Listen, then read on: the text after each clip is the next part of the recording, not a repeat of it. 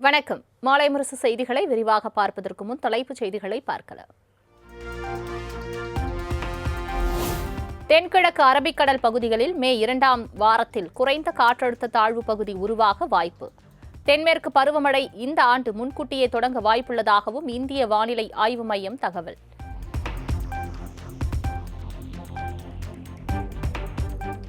நீலகிரி, கோவை, திருப்பூர், தேனி உள்ளிட்ட 6 மாவட்டங்களில் இன்று கனமழைக்கு வாய்ப்பு. திண்டுக்கல், மதுரை, சிவகங்கை, விருதுநகர் உள்ளிட்ட 8 மாவட்டங்களில் வரும் 2ஆம் தேதி கனமழை பெய்யக்கூடும் என வானிலை ஆய்வு மையம் கணிப்பு.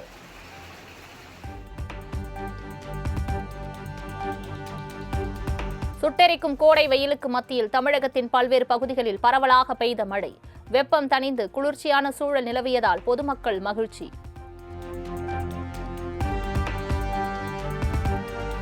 வேலூர், தருமபுரி, பழனியில் திடீரென கொட்டிய ஆலங்கட்டி மழை. கடும் வெயிலுக்கு மத்தியில் பெய்த திடீர் மழையால் மக்கள் உற்சாகம்.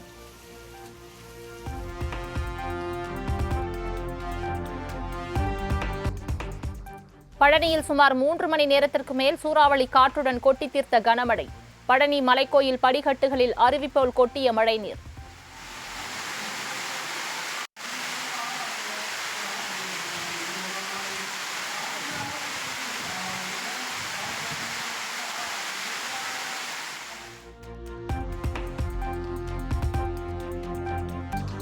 மே தினத்தையொட்டி சிந்தாதிரிப்பேட்டை மே தின பூங்காவில் உள்ள நினைவு சின்னத்தில் முதல்வர் மு.க.ஸ்டாலின் செஞ்சட்டை அணிந்து மலரஞ்சலி.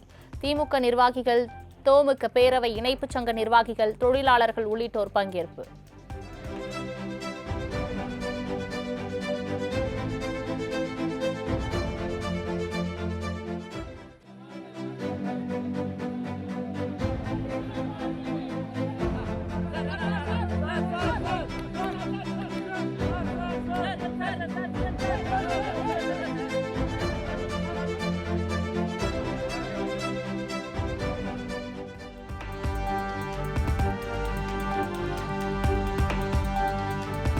இந்தியாவை திரும்பி பார்க்கும் வகையில் தொழிலாளர் நலத்திட்டங்கள் திமுக ஆட்சியில் நிறைவேற்றப்பட்டுள்ளன. சட்டமன்ற தேர்தலில் நமது உழைப்பின் பலன் மே 4ஆம் தேதி தெரியும் எனவும் முதலமைச்சர் மு.க.ஸ்டாலின் பேச்சு. அதேபோல் இன்றைக்கு நம்முடைய கழக தோழர்கள் உழைத்திருக்கக்கூடிய உழைப்புக்கு பலன் வருகிற 4ஆம் தேதி பெறவிருக்கிறோம். அதில் எந்த மாற்றமும் இல்லை, ஒரு துளி அளவு கூட மாற்றம் இல்லை என்பதை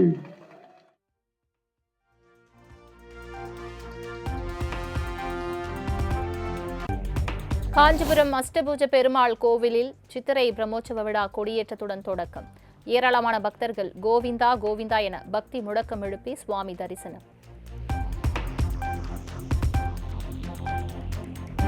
தங்க குதிரை வாகனத்தில் பச்சை பட்டுடுத்தி மதுரை வைகை ஆற்றில் இறங்கினார் கள்ளழகர். சர்க்கரை தீபம் ஏற்றி பக்தி பரவசத்துடன் வழிபட்ட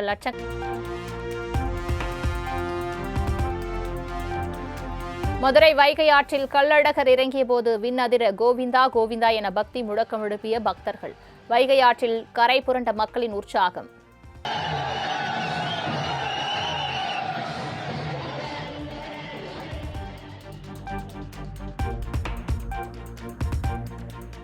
வைகை ஆற்றில் கள்ளழகர் இறங்குவதை காண குவிந்த லட்சக்கணக்கான பக்தர்கள்.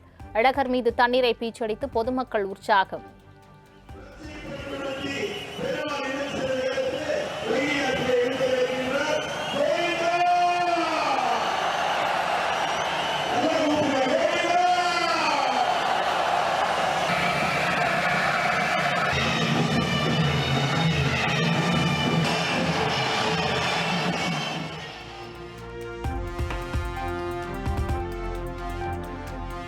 சித்ரா பௌர்ணமியொட்டி மானாமதுரை, பரமக்குடி, தேனி உள்ளிட்ட பல்வேறு ஊர்களில் ஆற்றில் எழுந்தருளிய கள்ளழகர். கோவிந்தா கோவிந்தா என பக்தி முழக்கம் எழுப்பி பக்தர்கள் வழிபாடு.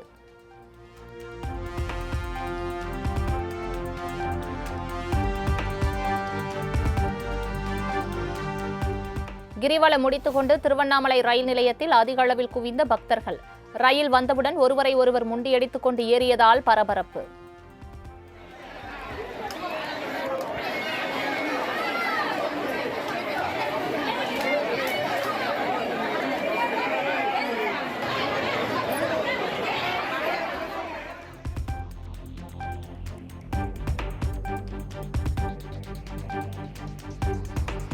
சித்ரா பௌர்ணமியொட்டி திருவண்ணாமலை அண்ணாமலையார் கோவிலில் குவிந்த லட்சக்கணக்கான பக்தர்கள். தமிழ்நாடு மட்டுமின்றி ஆந்திரா, தெலுங்கானா உள்ளிட்ட மாநிலங்களை சேர்ந்த பக்தர்கள் அண்ணாமலையாருக்கு அரோகரா என பக்தியுடன் கிரிவலம் வந்து வழிபாடு.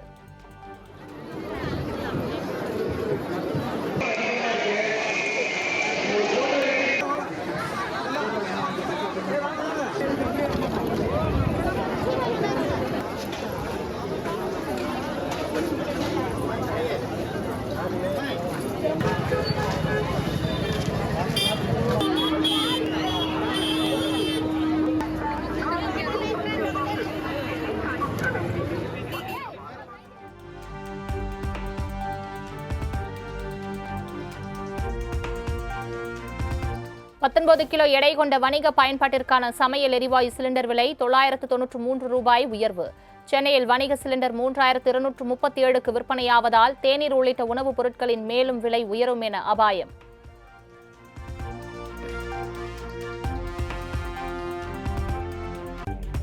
தமிழக சட்டமன்ற தேர்தலில் திமுக கூட்டணி 114 முதல் 136 இடங்களை கைப்பற்றி மீண்டும் ஆட்சி அமைக்கும்.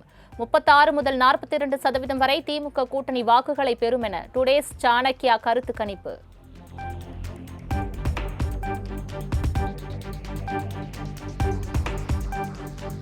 கருத்து கணிப்பு என்ற பெயரில் திசை திரும்பும் வேலையில் ஈடுபடும் திமுகவின் பித்தலாட்ட நாடகம் எடுபடாது. தோல்வி காரணமாக மாய பிம்பத்தை உருவாக்கி வாக்கு எண்ணிக்கையில் தில்லுமுள்ளு செய்ய திமுக முயற்சிப்பதாகவும் எதிர்க்கட்சித் தலைவர் எடப்பாடி பழனிசாமி விமர்சனம்.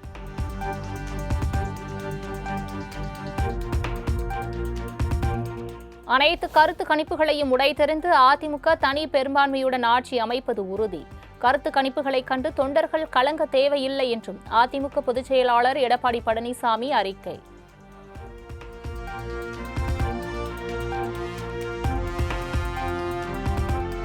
ஹரியானா, மகாராஷ்டிராவில் வெளியான கருத்து கணிப்புகள் பொய் ஆனது போன்று தமிழ்நாட்டிலும் நிகழும். அதிகப்படியான வாக்கு சதவீதம் திமுக அரசை தூக்கி எறிய மக்கள் தயாராகிவிட்டனர் என்பதை உறுதி செய்யும் வகையில் உள்ளதாகவும் மத்திய இணையமைச்சர் எல் முருகன் திட்டவட்டம். வாக்கு நல்லபடியாக செலுத்தியிருக்கிறார்கள். திமுக கிட்டிருந்து மாற்றத்தை வேண்டும் என்று அதை ஏப்ரல் 4ஆம் தேதி வரலும் நாம் பொறுத்து தான் பார்க்க வேண்டும்.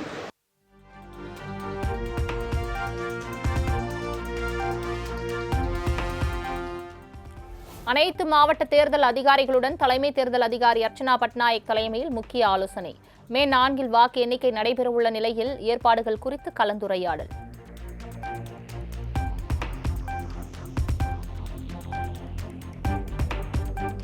தமிழ்நாட்டில் வாக்கு எண்ணும் மையத்துக்குள் செல்ல புதிய கட்டுப்பாடுகள் விதிப்பு. வாக்கு எண்ணும் மையத்துக்குள் செல்ல QR கோடு மற்றும் புகைப்படத்துடன் கூடிய அடையாள அட்டை அவசியம் என தேர்தல் ஆணையம் அறிவிப்பு.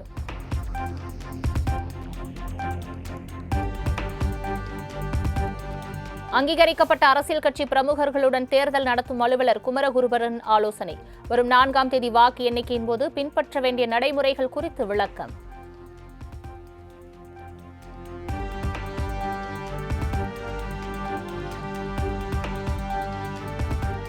மே 4ஆம் தேதி வாக்கு எண்ணிக்கையின் போது கவனம் தேவை. தாவேக வேட்பாளர்களுடனான ஆலோசனை கூட்டத்தில் அக்கட்சித் தலைவர் விஜய் அறிவுறுத்தல்.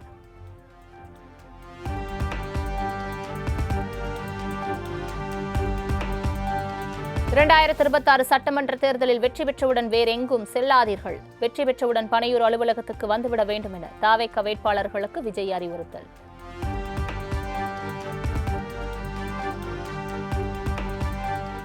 2026 சட்டமன்ற தேர்தலில் அதிமுக நிச்சயம் வெற்றி பெறும். அதிமுக எம்பி இன்பதுரை நம்பிக்கை.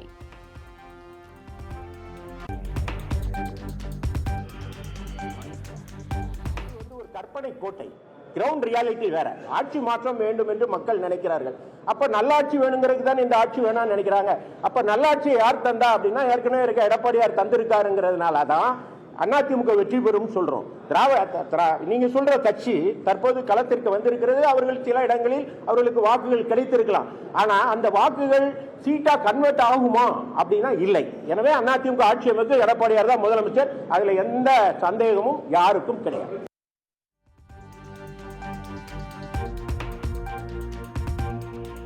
சென்னை மெட்ரோ ரயில்களில் இன்று முதல் சிங்கார சென்னை அட்டை மட்டுமே பயன்பாட்டுக்கு வருகிறது. பழைய பயண அட்டையில் உள்ள மீதமுள்ள தொகையை பயணிகள் சிங்கார சென்னை அட்டைக்கு மாற்றிக் கொள்ளலாம் என சென்னை மெட்ரோ நிர்வாகம் தகவல்.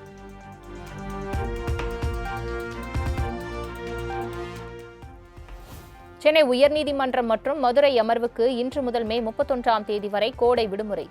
அவசர வழக்குகள் மீது வாரந்தோறும் புதன் மற்றும் வியாழக்கிழமைகளில் விடுமுறை கால அமர்வுகளில் விசாரணை நடைபெறும் என அறிவிப்பு.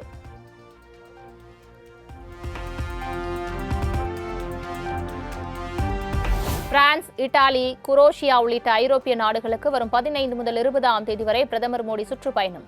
மத்திய கிழக்கில் பதற்றமான சூழல் நீடிக்கும் நிலையில் அமீரகத்திற்கு செல்லவும் பிரதமர் திட்டமிட்டிருப்பதாக தகவல்.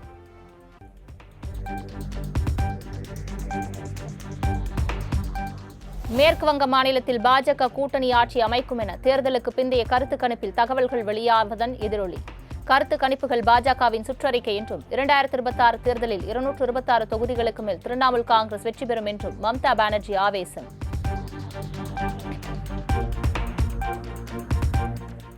மேற்கு வங்கத்தில் வாக்குப்பதிவு மற்றும் விவிபேட் எந்திரங்கள் வைக்கப்பட்டுள்ள மையங்களில் பலத்த பாதுகாப்பு. 2 கட்டங்களாக நடைபெற்ற தேர்தலில் பதிவான வாக்குகள் வரும் 4ஆம் தேதி எண்ணப்பட உள்ள நிலையில் பாதுகாப்பு தீவிரம். மேற்கு வங்க மாநிலம் கொல்கத்தாவில் இவிஎம் எந்திரங்கள் வைக்கப்பட்டுள்ள மையம் முன்பு திரிணாமுல் காங்கிரஸ் தலைவர்கள் குணால் கோஷ் மற்றும் ஷாஷி பஞ்சா தர்ணா. சிசிடிவி கேமரா திரையை அமைக்காமல் தேர்தல் அதிகாரிகளுடன் இணைந்து பாஜகவினர் முறைகேடுகளில் ஈடுபடுவதாக கூறி முழக்கம்.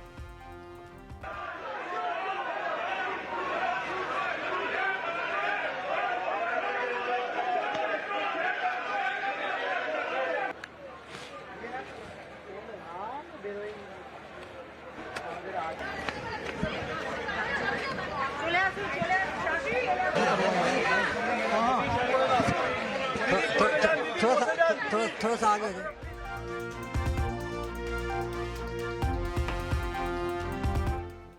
கொல்கத்தாவில் மாற்றுக் கட்சி பிரதிநிதிகள் இல்லாமல் தேர்தல் அதிகாரிகளும் பாஜகவினரும் பாதுகாப்பு மையங்களுக்குள் சென்றதாக கூறி திரிணாமுல் காங்கிரஸ் கட்சியினர் போராட்டம்.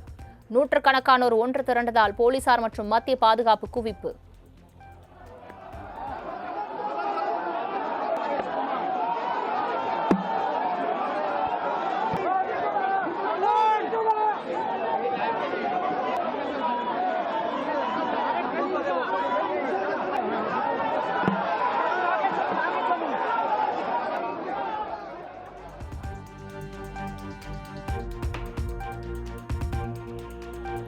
தெற்கு கொல்கத்தாவில் உள்ள ஸ்ட்ராங் ரூம் பகுதிக்கு வருகை தந்த திரிணாமுல் காங்கிரஸ் கட்சியின் வாகனம் தடுத்து நிறுத்தம். வாக்குப்பதிவு எந்திரங்கள் வைக்கப்பட்டுள்ள இடத்தில் ஆளும் கட்சி முறைகேட்டில் ஈடுபட முயன்றதாக கூறி எதிர்க்கட்சியினர் போராட்டத்தில் ஈடுபட்டதால் பரபரப்பு.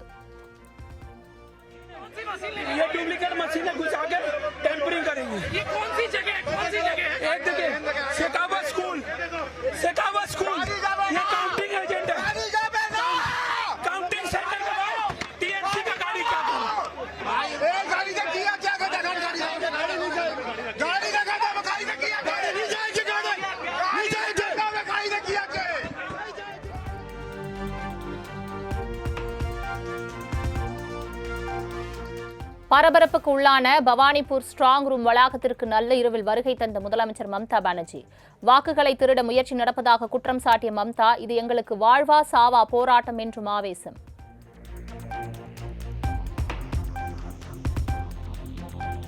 மேற்கு வங்கத்தில் பதிவான தபால் வாக்குகளை பிரிக்கும் பணியில் எந்த முறைகேடும் நடைபெறவில்லை. இவிஎம் எந்திரங்கள் வைக்கப்பட்டிருக்கும் ஸ்ட்ராங் ரூமில் முறைகேடு நடைபெற்றதாக சர்ச்சை எழுந்த நிலையில் மாநில தலைமை தேர்தல் அதிகாரி மனோஜ்குமார் விளக்கம்.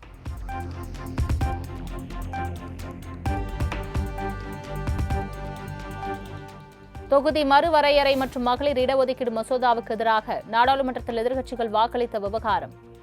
காங்கிரஸ் கட்சி தொடர்ந்து பெண்களுக்கு எதிரான நடவடிக்கைகளில் ஈடுபட்டு வருவதாக கூறி சத்தீஸ்கர் மாநிலம் ராய்ப்பூர் பகுதியில் பாஜகவினர் தீப்பந்தம் ஏந்தி போராட்டம்.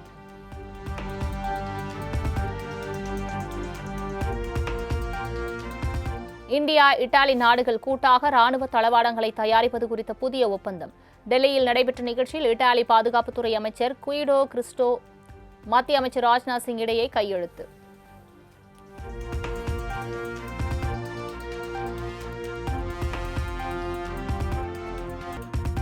ஒடிசா மாநிலம் புவனேஸ்வர் உள்ளிட்ட நகரங்களில் கொட்டி தீர்த்த கனமழை. பலத்த காற்றுடன் பெய்த மழையால் வீடுகளில் முடங்கிய மக்கள்.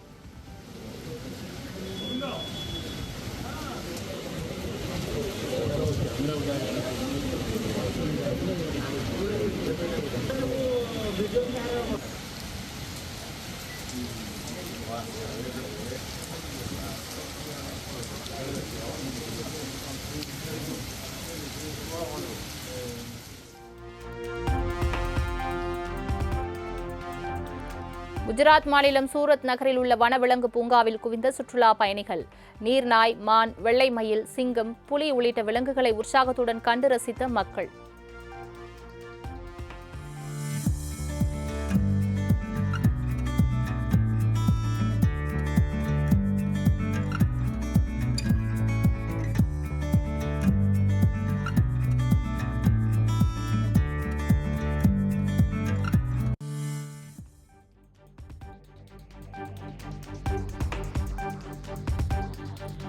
ஜம்மு காஷ்மீரை பாகிஸ்தானின் ஒரு பகுதியாக நெட்வொர்க் வரைபடத்தில் காட்டுவதற்காக மன்னிப்பு கோரியது நேபாள ஏர்லைன்ஸ் நிறுவனம். நிறுவனத்தின் சமூக ஊடகங்களில் பகிரப்பட்ட வரைபடத்தில் இருந்த பிழை உடனடியாக நீக்கப்பட்டதாகவும் விளக்கம்.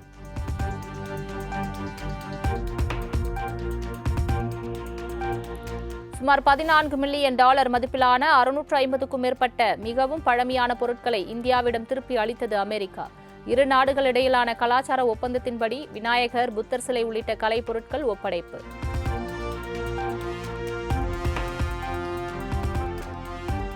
பாரசீக வளைகுடா பிராந்தியத்தில் அமெரிக்கா இல்லாத ஒரு ஒளிமயமான எதிர்காலம் அமைவது உறுதி. தங்கள் நாட்டின் தேசிய நலன்களுக்காக அணுசக்தி மற்றும் ஏவுகணை திறன்கள் தொடர்ந்து பாதுகாக்கப்படும் என்றும் ஈரான் ஆட்சியாளர் முஜ்தபா கமேனி திட்டவட்டம்.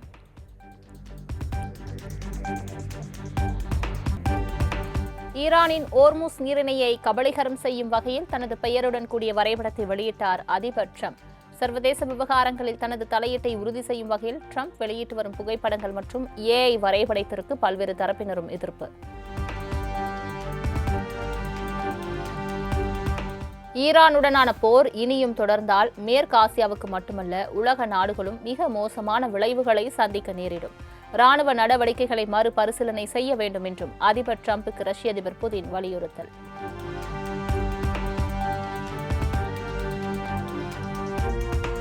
சீனாவுடன் நல்லுறவை பேணும் 20க்கும் மேற்பட்ட ஆப்பிரிக்க நாடுகளுக்கு 100% வரி விலக்கு அளிக்கும் திட்டம் இன்று முதல் நடைமுறை.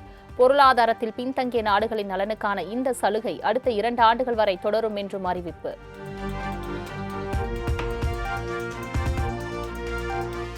அகமதாபாத் நரேந்திர மோடி மைதானத்தில் பெங்களூருவுக்கு எதிரான ஐபிஎல் போட்டியில் 4 விக்கெட் வித்தியாசத்தில் குஜராத் அணி வெற்றி.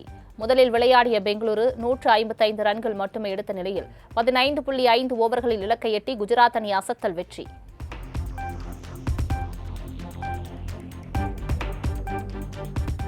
ஜெய்ப்பூரில் இன்று நடைபெறும் 43வது லீக் போட்டியில் ராஜஸ்தான் ராயல்ஸ், டெல்லி அணிகள் பலப்பரீட்சை. புள்ளி பட்டியலில் 4ஆம் இடத்தில் நீடிக்கும் ராஜஸ்தானை வீழ்த்தி தொடர் தோல்விக்கு டெல்லி அணி முற்றுப்புள்ளி வைக்குமா என ரசிகர்கள் எதிர்பார்ப்பு.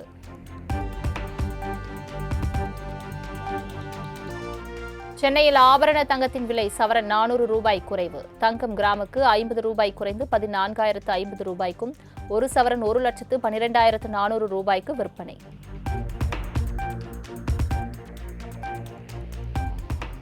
வெள்ளி விலை கிராமுக்கு $5 குறைந்து $265 விற்பனை. 1 கிலோ வெள்ளி $2,65,000 விற்பனை.